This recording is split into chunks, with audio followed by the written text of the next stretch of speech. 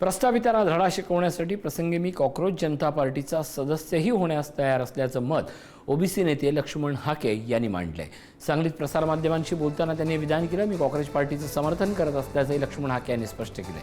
प्रस्थापितांना धडा शिकवण्यासाठी कोणता कारखानदार येणार नाही, तर हीच तरुणाई प्रस्थापितांना धडा शिकवेल आणि यासाठी मी त्यांच्यासोबत जाण्यास तयार असल्याचं हाके म्हणाले।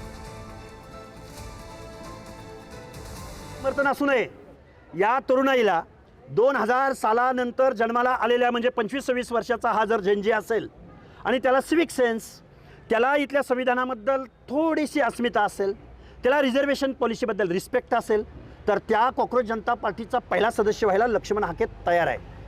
लक्ष्मण हाके जबाबदारीने बोलतोय। लक्ष्मण हाके या व्यवस्थेमधल्या हर एक माणसाचा रिस्पेक्ट ठेवून बोलतोय की अशी जर तरुणाई अशा पद्धतीने एकत्र येत असेल तर इथल्या प्रस्थापितांना धडा शिकवायला कुठला कारखानदार येणार नाही, कुठला विरोधी पक्ष येणार नाही, तर आम्ही तरुणाई जबाबदारीने इथल्या व्यवस्थेला आम्ही घरी बसू।